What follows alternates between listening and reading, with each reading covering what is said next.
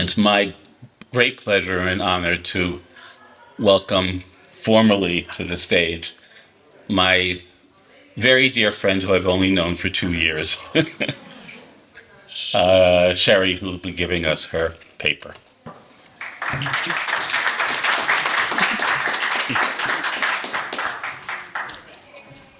So without further ado, I'll get straight into it. My topic is settler colonialism, politicized, ahistorical, dangerous. That's the title.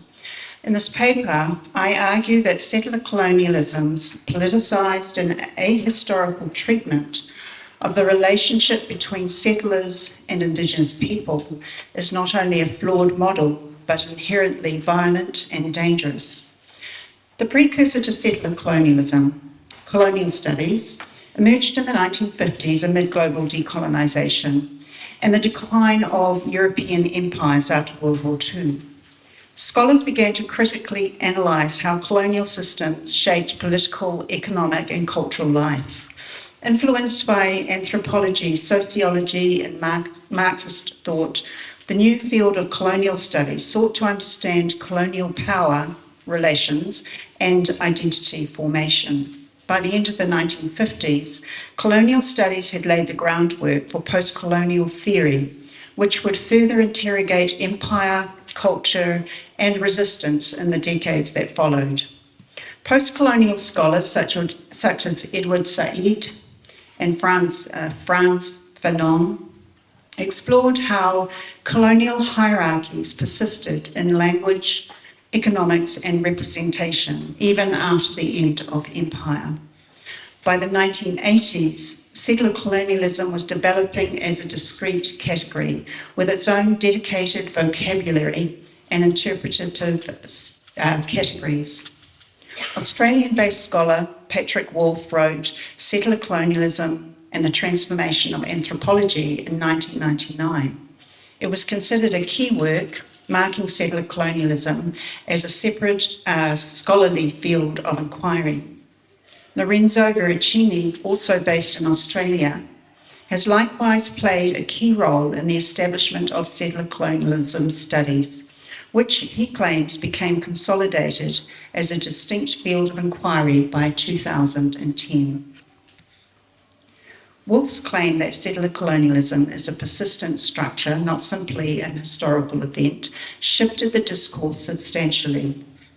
To quote, "The logic of this project, a sustained institutional tendency to eliminate the Indigenous population, informs a range of historical practices that might otherwise appear distinct. Invasion is a structure, not an event." Wolfe argued that unlike other forms of colonialism, which often involve resource extraction and eventual withdrawal, settler colonialism is an ongoing structure aimed at replacing Indigenous populations with settler communities. He argued that settler colonialism operates through, quote, "a logic of elimination," end quote. This could be through direct violence, such as wars, massacres, forced removals, cultural erasure, such as residential schools, suppression of languages and traditions, and systemic policies, such as land theft, legal disenfranchisement, resource extraction on sacred lands. The theory is used to analyse historical and contemporary cases, including the US, Canada, Australia, New Zealand, and also Israel. In critiquing settler colonialism, I do not wish to minimise the painful histories of Indigenous peoples, including my own, the loss of land, broken treaties, massacre, subjugation, and disruption of ways of life have created disparities, disadvantage, and ongoing trauma. My goal, however, is to highlight some of the problems with settler colonialism as an ideological framework.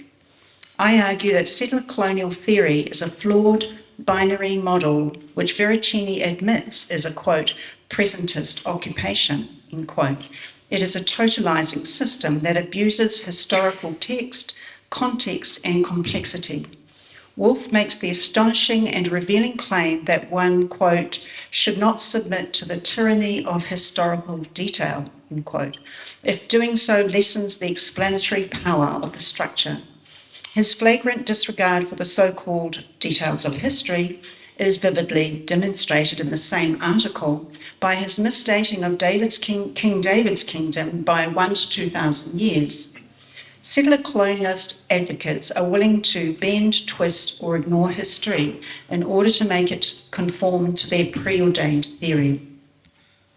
Another major flaw of settler colonialism is the way in which it ignores the agency of Indigenous people. In the case of Indigenous Māori of New Zealand, the response to the changes that settlers brought into the country was mixed. Many Māori embraced new ideas, technologies, and modernity.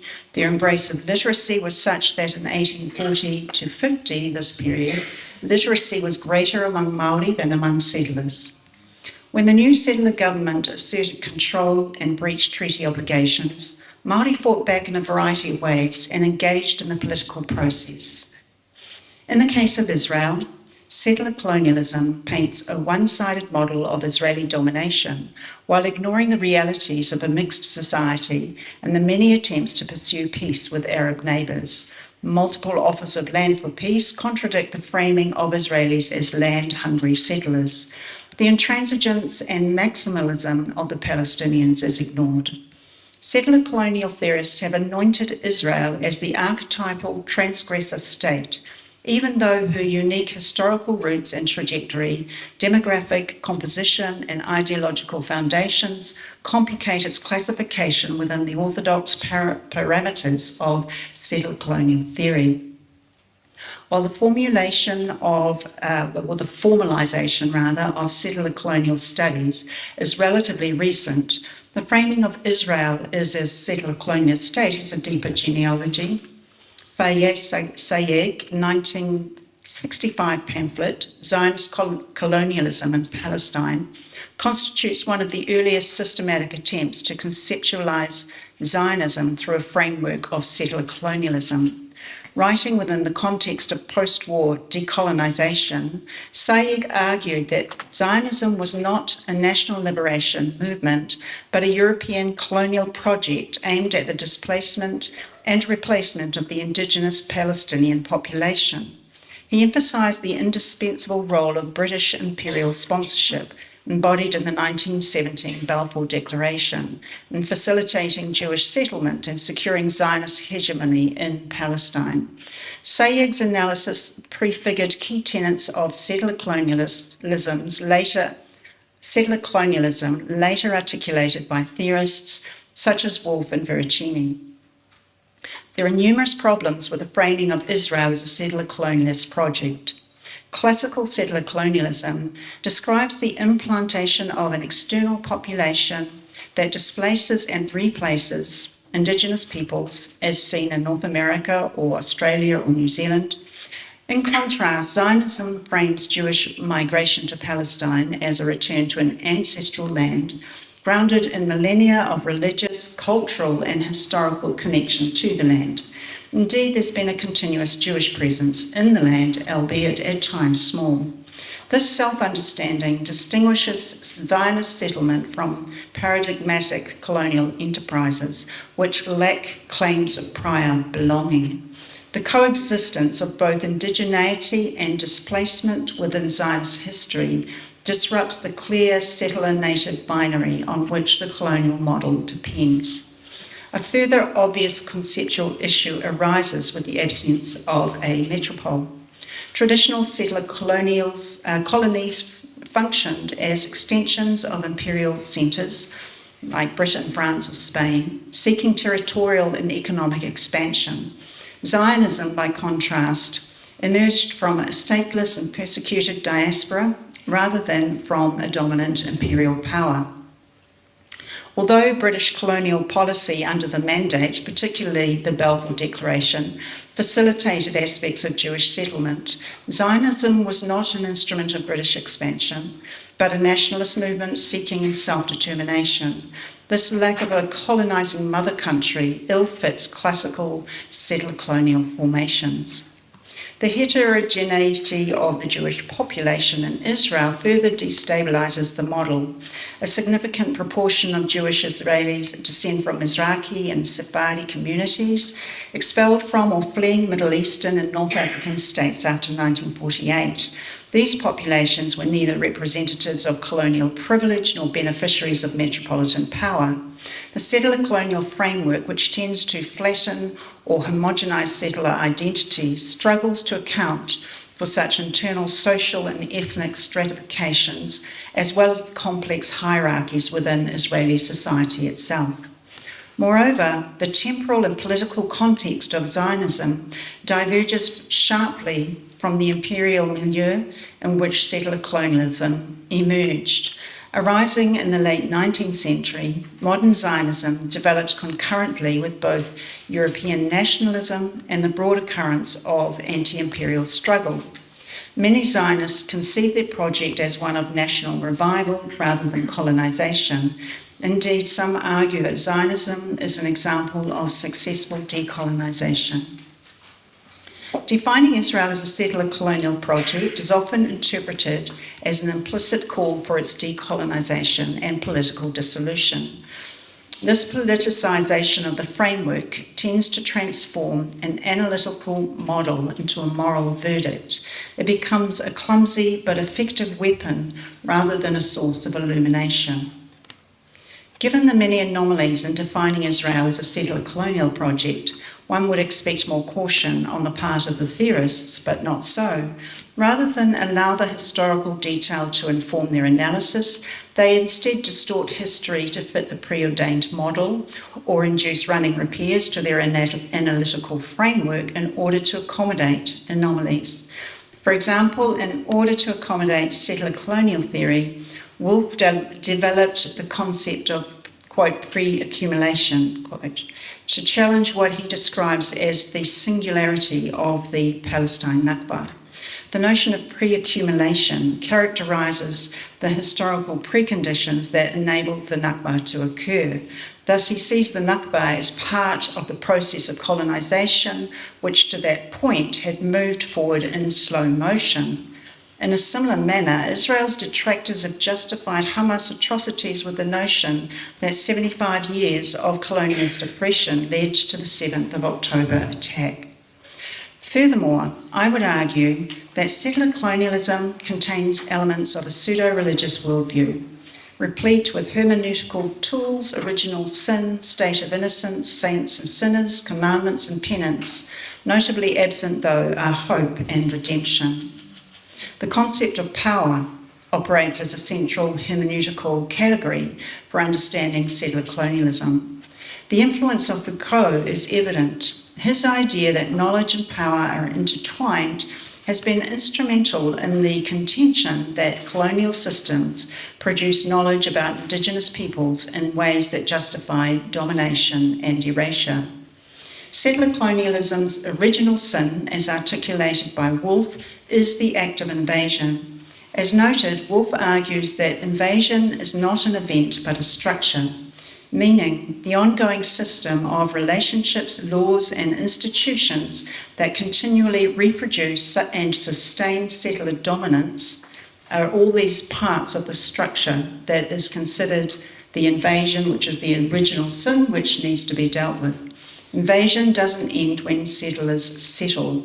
Settler colonialism postulates that the logic of elimination continues through its structures, institutions, and policies of the governing entity. Settler colonialism appears to assume that prior to invasion, the indigenous world was Gan Eden, a Garden of Eden, with indigenous peoples living in a utopian state of innocence. The native is romanticised and essentialised as a noble savage. Indigenous culture is idealised and frozen in time in a state of admirable near perfection. The reality of intertribal warfare, in some cases cannibalism, slavery and infanticide, are ignored. The Indigenous settler relationship is an essential component and defining feature of settler colonialism. The constitutive nature of this relationship and the definition of settler colonialism has therefore created a built-in and undeclared exemption structure that absolves Indigenous on Indigenous conflict and transgression. In other words, when Indigenous peoples carry out the same acts of domination on other Indigenous peoples, it is irrelevant to settler colonial theory because it does not involve settlers. Settler colonialism's ideology, its binary logic, produces saints and sinners, the coloniser and the colonised, and such categories are usually fixed. Complexity is ignored and agency denied. Indigenous peoples who embrace new ideas, technologies, and practices are rejected as having adopted a coloniser's mindset. New immigrants, however impoverished and powerless, are lumped into the category of powerful, evil settlers. Indeed, the term settler is framed as an accusation and is necessarily pejorative. The West and all that it represents is thus implicated as guilty for the crime of colonialism, with the only correct response being to decry, reject, and undermine the system. Settler colonialism accuses Western imperialism of producing the colonised mind, resulting in a colonised health system, scientific establishment, legal system, and government structures. Ironically, many of the most dominant proponents of these ideas are themselves educated in, quote, colonised Western universities, serve in, quote, colonised Western parliaments. Settler colonialism has developed a moral code by which devotees and institutions may seek righteousness. Acts of penance are devised to absolve guilt. One such recent example is the British Society for Middle Eastern Studies, their imposition of a policy that sets out the mandatory requirements for territorial land acknowledgements. These apply to all individuals submitting to the journal or participating in the conferences who are working or studying at an institution located on land appropriated from Indigenous people by settler colonial regimes. The BSMES justifies this requirement with the argument that acknowledging the land is not a symbolic act, but a critical, ethical, and political gesture that recognises, quote, the historical and ongoing dispossession of Indigenous and colonised peoples, the role of institutions in upholding or challenging colonial structures, the imperative to conduct scholarship that is accountable, conceptualised, and conscious of power dynamics in knowledge production. All non-Indigenous peoples in so-called settler colonialist states are implicated in the sins of their nation's past. These ritual acts are designed to absolve the conscience of the penitent, but provide little substantial change for the so-called colonised. Those who choose not to comply are transgressors whose fate is to be shunned, cancelled, silenced, or worse. Settler colonialism itself does not purport to be more than an analytic tool. However, the theory has energised anti-Israel activists and fuelled the rising tide of anti-Israel sentiment since the 7th of October. Revolution is inherent in its tenet that the structures of the settler colonialist project must be dismantled. For proponents, it has provided moral justification for Jew hatred. Slogans such as, quote, 75 years of colonialist oppression, end quote, and, quote, if Palestine is not free, neither are we, end quote, have fueled anger and incited violence against Jews. Settler colonialist theory has enabled and justified the proliferation of libelous claims against Israel. The point is to accuse, to assign guilt, and ultimately to destroy the Jewish state. For many, Palestine has become a symbol for all the injustice in the world, and oppressed groups have embraced the cause as their own, heeding Woolf's admonition that historical reality must not be allowed to get in the way. The world is looking for a scapegoat, and the Jewish state, it appears, fills the role, just as diasporic Jews have done for centuries. To conclude, settler colonialism is a relatively recent field of inquiry. In an age of grievance, settler colonialism's political framing of history has created a distorted view of the world. The idea that settlement is not simply a historical act, but an ongoing transgressive act to be corrected, adds a revolutionary dimension to the model. This becomes particularly problematic when applied to the already inflamed Israel-Palestinian situation. The murder of Yaron Lechinsky and Sarah Milgram on the streets of Washington, D.C. could arguably be seen as one example of the pernicious effects of the propagation of settler colonialism's framing of Israel as an intruder, a foreign colonizing force oppressing the so-called indigenous people. I would argue that it's time for a post-settler colonial model to emerge, one that shifts away from presentist, politicized treatments of history, which serve only to fuel anger, keep the so-called colonized locked in a cycle of grievance, and provide little hope for the future. Thank you.